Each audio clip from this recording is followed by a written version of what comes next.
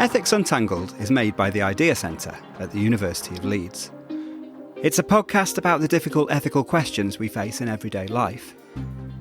In each episode, I interview someone, usually a philosopher, who's spent time thinking through one of these questions, and we try between us to work out what's going on. In May 2023, the Higher Education Freedom of Speech Bill received Royal Assent after 2 years of debate in Parliament. The new Act will strengthen the statutory duty already imposed on English higher education providers by previous legislation to secure freedom of speech within the law. Arif Ahmed, a former philosophy professor at Cambridge University, has been appointed as a director overseeing free speech at the Office for Students, informally known as the Speech Tsar. Free speech is one of several fronts in the so-called culture wars. Ahmed has been at great pains to say that his office and he will be politically neutral. The idea is to protect the right of academics to express their views wherever on the political spectrum those views fall. But is there a role for legitimate gatekeeping of academic speaking opportunities?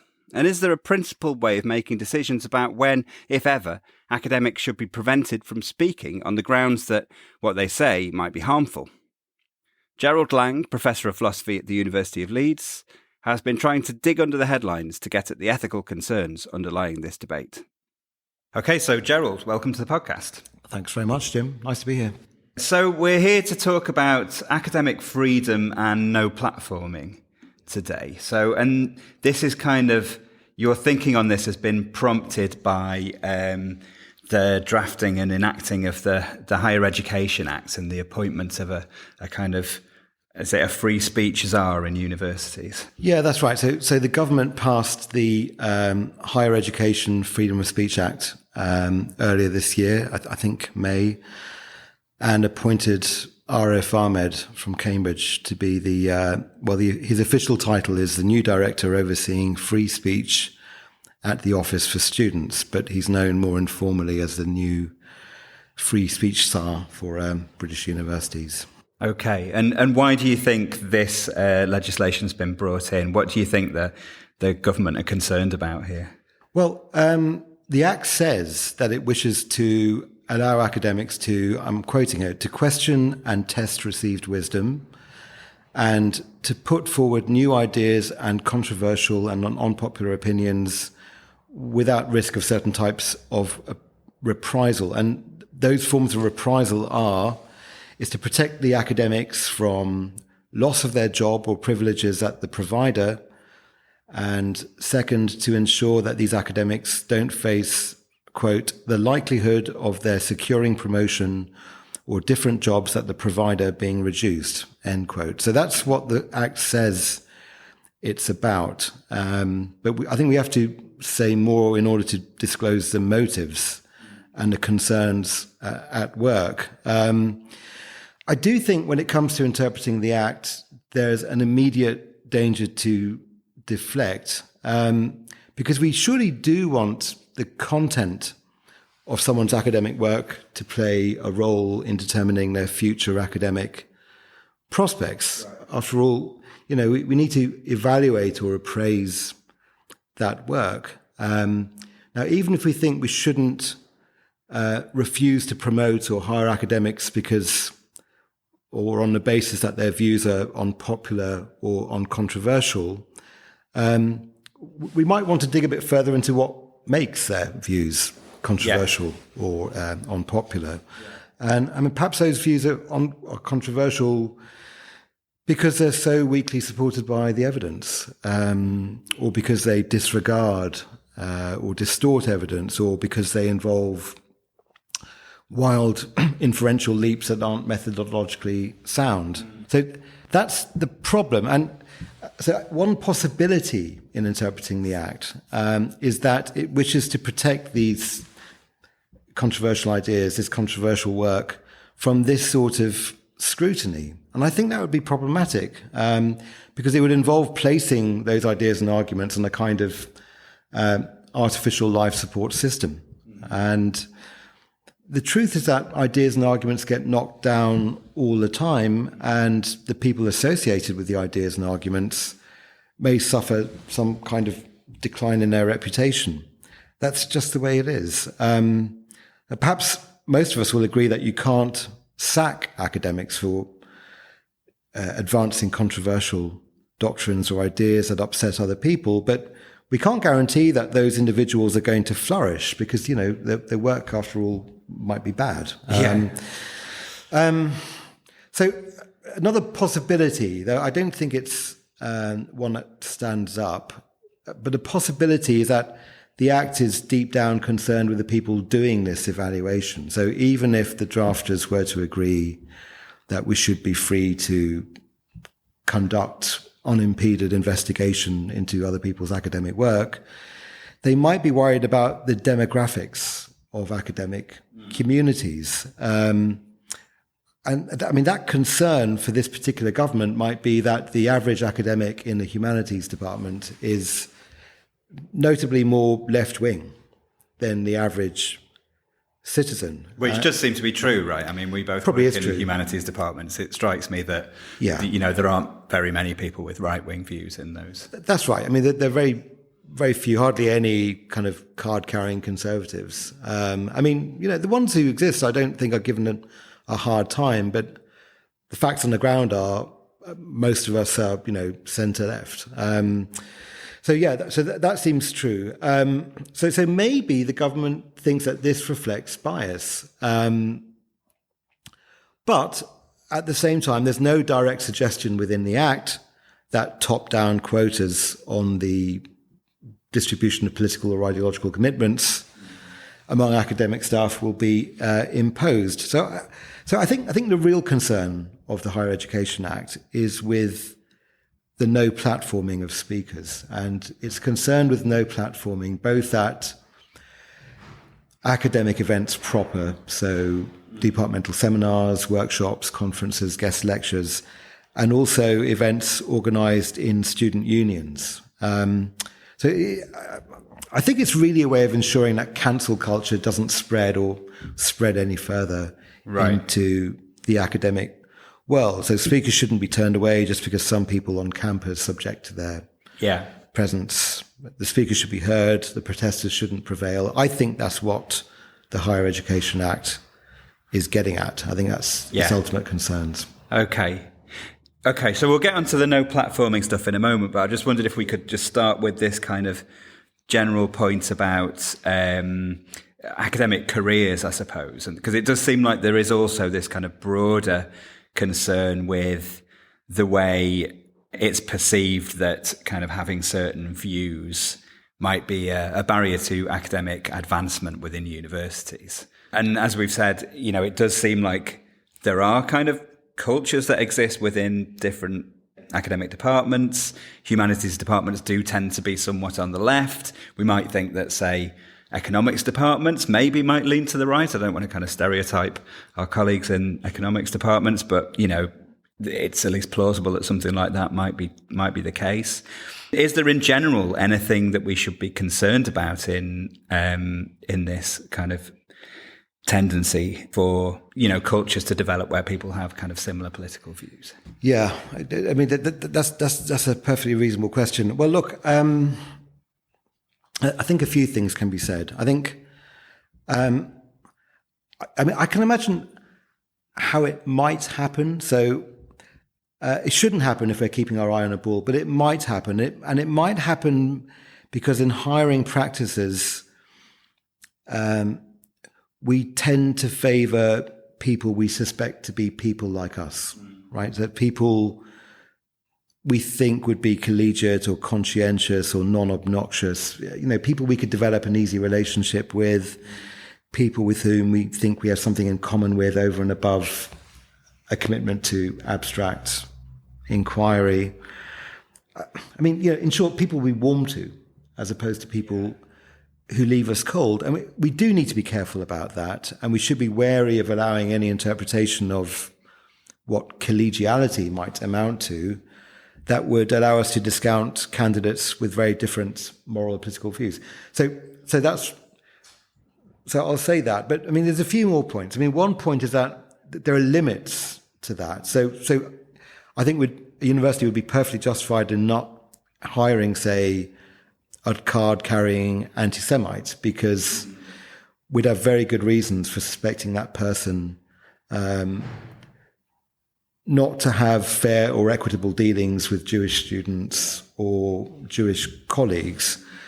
But still, whatever policies can be justified will still permit a lot of political variation. So it wouldn't exclude rank and file Conservative voters, for example. But look, there's a couple of other points. I mean, one is that we should fear cures that are worse than the disease. We don't want top-down quotas on the political or ideological composition of academic departments. I mean, that would be intolerably clumsy, I think. It'd be a real infringement on academic self-government.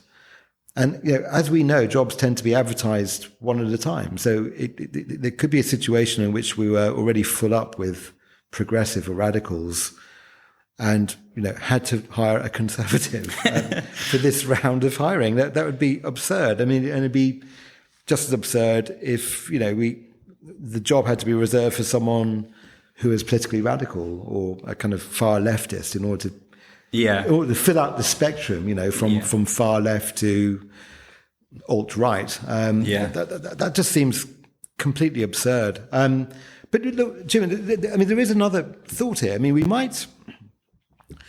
the presupposition in these worries is that if humanities department lean to the left, then that must reflect a bias or a prejudice that has kind of animated hiring practices. But we might actually question that. We might question the assumption that political outlooks are entirely independent of what reflective and intelligent people come to think after extensive engagement with the texts and the problems and the arguments that constitute humanities disciplines. I mean, look, there might be something to be said for the thought that this is actually where most educated and intellectually engaged people end up, because that's where the truth lies. So that's in the running. I don't say that's definitely true, but it's in the running, and it's a hypothesis that's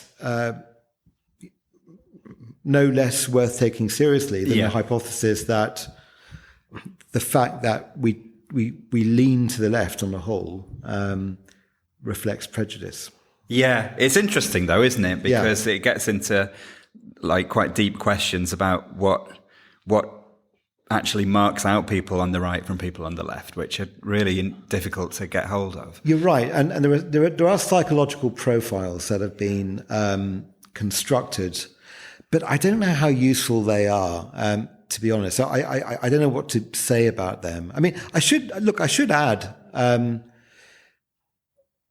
as a form of balancing, I suppose. I mean, you gave the example of economics departments that may lean to the right. So let's suppose that to be true. I mean, there are heterodox economics departments around. I mean, Leeds apparently being one of them. But we can ask, well, look, is that disciplinary prejudice? If I could wave a magic wand and inject a bunch of leftists into economics departments, would that be a good thing? Would I be justified in doing that?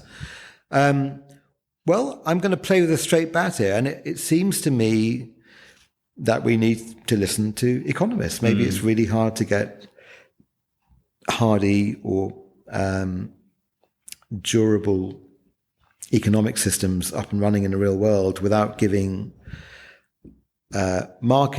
unregulated markets, a large say. So non-economists and left-leaning non-economists might not like the sound of that. It'll sound too concessive to capitalism, but we should be prepared, I think, to listen to economists and learn from them, as long as we're aware of the variety of voices and as long as we're thinking hard about sources of limitation or bias. Yeah, or at least I suppose the point is that process, but the process that results in the kind of political makeup of a department shouldn't be something that's externally imposed, right? It should be something that's a matter for people within that discipline, kind of, critiquing each other and arguing and working out what the right answer is. That's right. So if we think that there are little impediments to that, then we should work on them. But we definitely don't want a central authority, telling us what the composition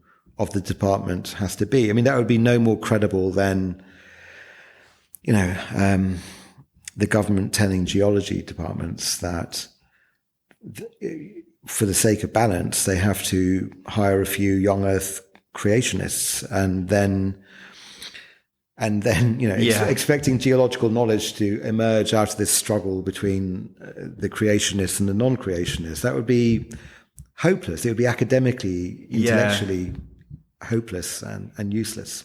That sounds absolutely right. Of course, I suppose you might say that's a slightly different case because it seems like that's a straightforward empirical dispute, right? And there is just going to be a fact of the matter about that. Whereas something like a political disagreement might be a question of values as much as it is of facts. And that's true. But I think what we have to trust academics to be able to think carefully and fairly about views they decline to favour themselves, right? So we don't need.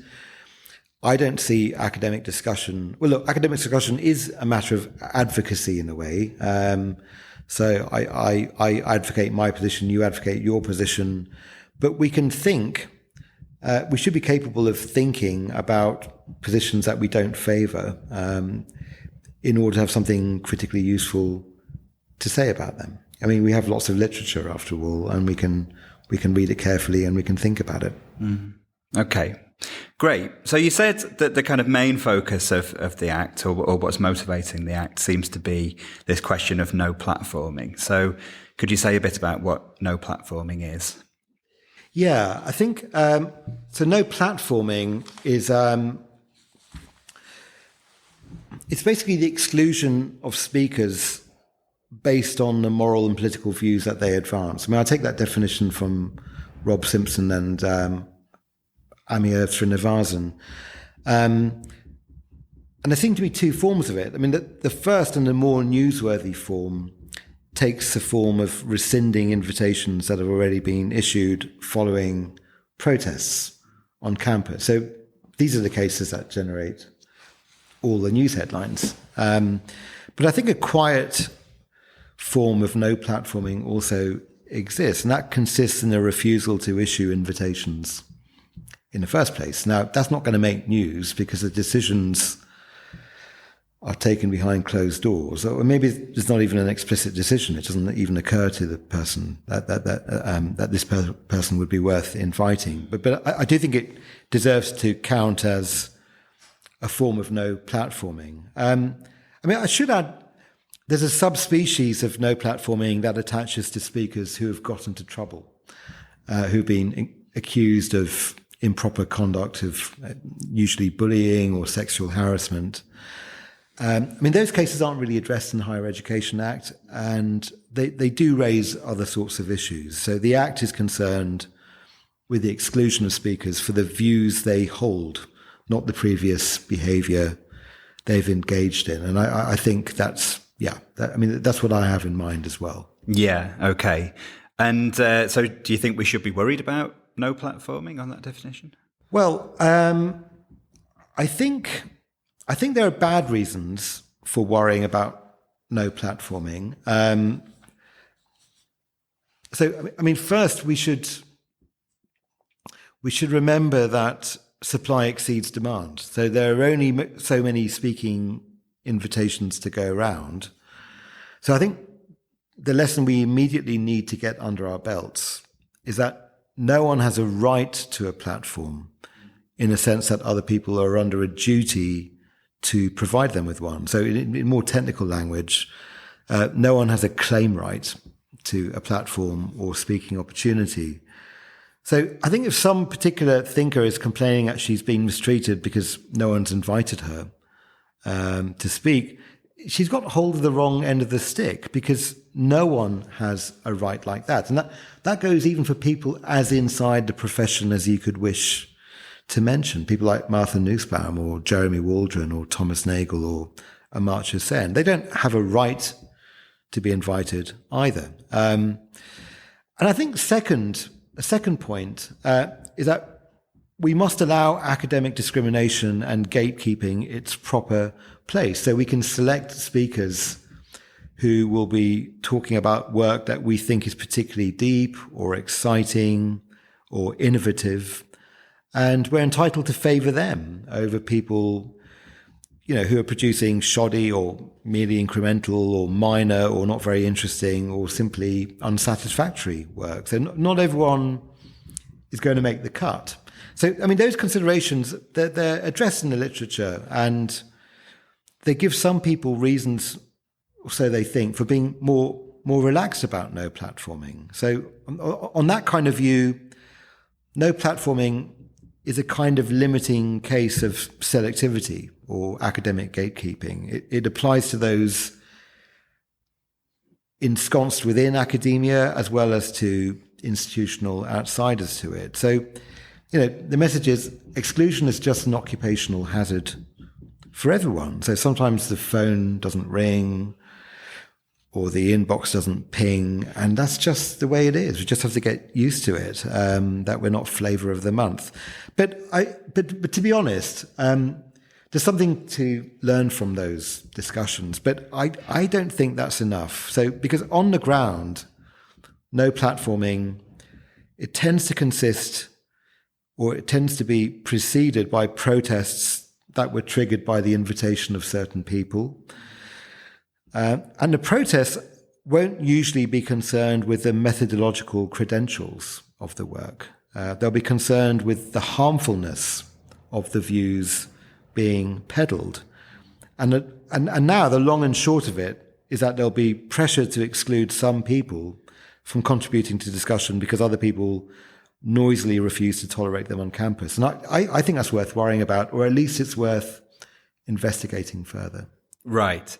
So just to kind of recap what you've said there. So we started off by talking about the ways in which academics' work can be evaluated by the kind of academic community within their discipline. And it seems like that process needs to be kind of relatively free from kind of external imposition, right? And so you might think, well, we just kind of read that across to the no platforming question and just, right. People are either invited to give talks or they aren't, and we need to just allow academics to kind of make that kind of decision, again, relatively unimpeded. Right. And there's nothing problematic. Yeah. If somebody's views are kind of seen to be, not serious or not kind of worth taking seriously, then that's not in itself a problem, right? That's the argument. Academic evaluations, nothing to worry about here. But you think that actually there may be some cases of no platforming where we should be a bit more worried. Yeah, I think if you just look at the elements of the process that yield no platforming, then it looks as though there's an element we just haven't provided for. There are protests on campus. So, it was going to go ahead and now it's not going to go ahead because of the protests. Now, the protests, I don't think can be straightforwardly assimilated to, the gatekeeping argument, if you can call it that, or the selectivity argument. It doesn't seem to be just a regular case of exclusion based on the idea that the inn is full and not everyone can stay. Yeah. That's the problem. I do think in some cases there might be a coincidence between the grounds relevant to no platforming and academic evaluation. So, you can imagine kind of Looney Tunes conspiracy theories that peddle, some unlikely racist story about how the world is really run. No one wants them on campus. The people who think that the views are harmful or racist or invidious, and academics who think, well, this is just rubbish. Yeah. This is just moronic. We don't need to waste our time engaging with these kind of people. They might really want a platform, but we don't have to extend an invitation to them.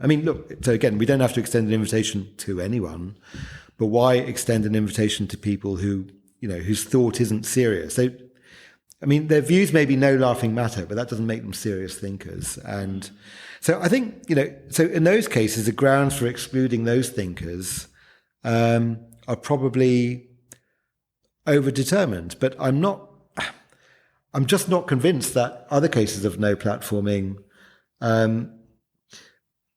there's going to be a coincidence between the academic evaluation and what the protesters are getting at. I mean, look, put it this way. I mean, the protests aren't going to turn on, if I may put it this way, the relatively effete grounds that these speakers fail to satisfy academic methodological benchmarks. No platforming, or the protests are much more visceral than that. So those speakers aren't being excluded for purely intellectual reasons. That's the worry, as I see it. And just by the way, presumably this concern would extend to situations where there haven't been any actual protests, but where somebody hasn't been invited because of fear that there might be protests. Yeah, that's right. So it will say, yeah, so there was that quiet form of no platforming where people aren't going to invite X because they think that would simply cause trouble. So it's a kind of preemptive decision to spare you from trouble. It's the, it's an analog of, biting your tongue because you know that there'll be hell to pay if you say what's on your mind. So yeah, it definitely will, it will apply to those cases as well. Yeah. And so we've got a situation where, there might be kind of legitimate grounds for no platforming or not offering people a platform, to do with kind of academic standards. And then there might be other grounds for doing so, which are kind of more, I suppose, more moral grounds, really. Yeah, that's right. So I think the protesters are normally, I think in just about all of these cases, the protesters are concerned with harm. So harm is routinely mentioned. So if the speaker is invited to speak on campus, then that will cause harm. Members of the audience will be harmed. We can get into that more, but the concern is with harm prevention. Yeah, and I think you make this point in your article about this, that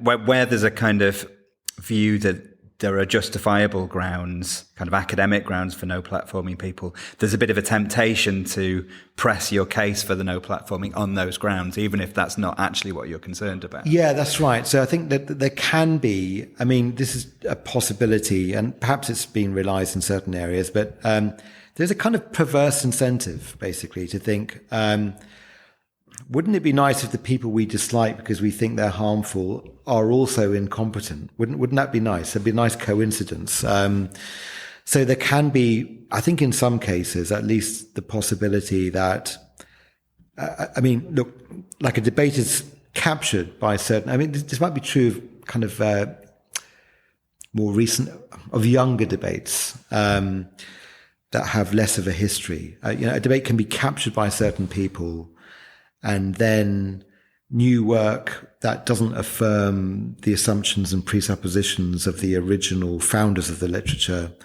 they're just turned away. So that does look a little bit like a cartel or a form of protectionism. It's tricky. Sometimes you think, look, it can't be just academic debates aren't just anything goes. There needs to be a kind of scholarly center so that orderly progress can be made. But at the same time, we want to keep that Overton academic window as open as we can. So, and I think what that's going to entail is that we'd better not, without very good reasons, label people who question the deep assumptions that pervade the debate so far are incompetent. They're not incompetent for questioning those assumptions. Of course, it depends on what they have to say on their behalf, but the presumption should be towards listening to them and seeing what they have to say. Yes. Okay. So it seems like what you're saying is that in that case, we need to kind of face head on the moral concerns or the concerns to do with harm that are actually motivating these kind of calls for no platforming or whatever. And So this is often put in terms of safety, right? Yeah. It's often said that problematic speech makes people unsafe or makes them feel unsafe. So do you think that's a kind of a genuine concern, something that we should be worried about? Yeah, I don't dismiss it. I think it might be a genuine concern, but it's a little bit... we need to think carefully about what it amounts to. So I think the original response might be anger. So let's say some students are angry or disgusted or appalled because a controversial speaker has been invited to campus. So I think, look, we should believe them. We should believe them when they say they're angry and disgusted or fearful or upset. I think the important thing is what we do about that. Now, the worry is that we need to distinguish between the effects of intellectual discomfort and something that isn't merely intellectual discomfort, but something we can describe as safety or the feeling of unsafety. And I think we need to get a handle on that contrast, and we need to be sure that we know what each term designates: discomfort on the one hand, intellectual discomfort on the one hand, and unsafety on the other hand. So I mean, because that's what we should do, I think maybe I could just start with saying something about the intellectual discomfort in order to then set it aside and say something about safety. So I think we should tolerate intellectual discomfort, feelings of intellectual discomfort. Here's a view or an argument I don't agree with. It makes me feel uncomfortable. I think it's wrong. I think it's poorly argued for.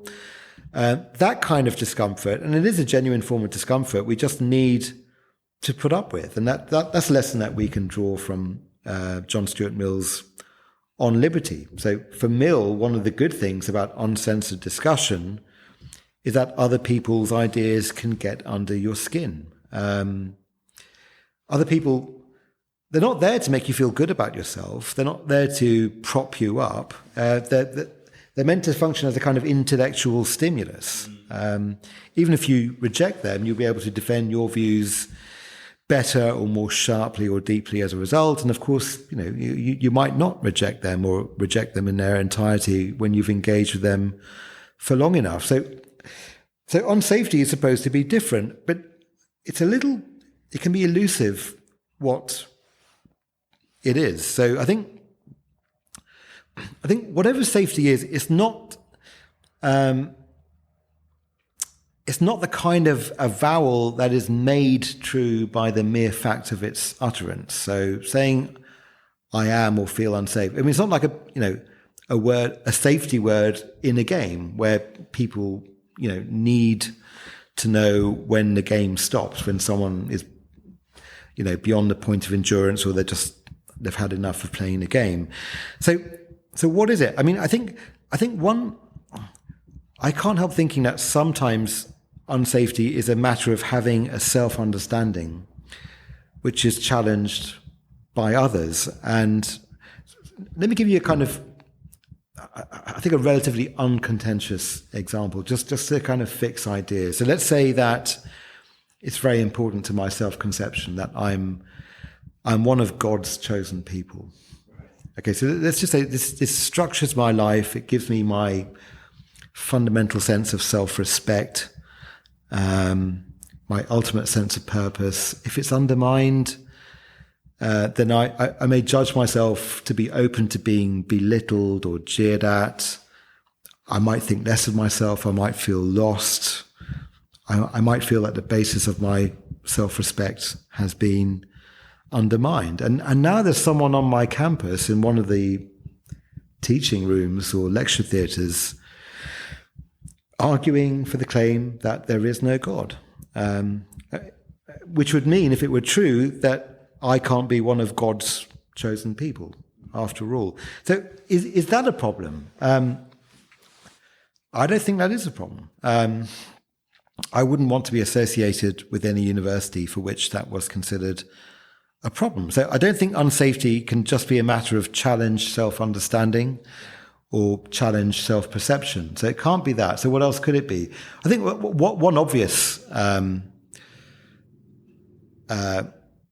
way of cashing out what unsafety is to do, well, it might reflect the concern that a speaker's views license mistreatment or abuse or even physical violence. So, and I suppose that is a concern sourced in the accusation that the speaker is, in effect, engaged in incitement or defamation or group defamation.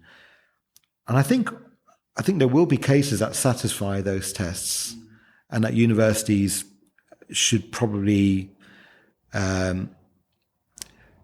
take guidance from the criminal law in determining what they amount to, how they should be interpreted.